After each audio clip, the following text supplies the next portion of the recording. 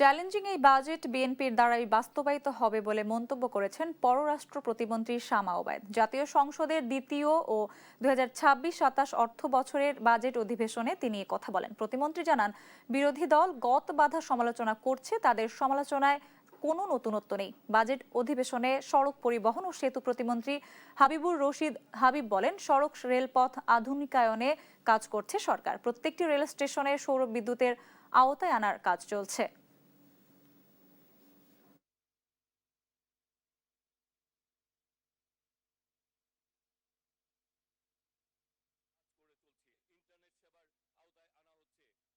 বিরোধী দল থেকে বলা হয়েছে চ্যালেঞ্জিং বাজেট, দিবা স্বপ্ন।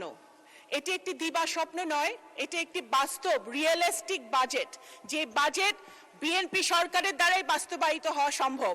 আমরা প্রতিটি ট্রেনে ইন্টারনেট সেবার আওতায় আনা হচ্ছে। প্রতিটি স্টেশনকে এবং আমরা সৌর বিদ্যুতের মাধ্যমে প্রতিটি স্টেশনে বিদ্যুৎ সংস্থাপনের কাজ করার জন্য এগিয়ে চলেছি।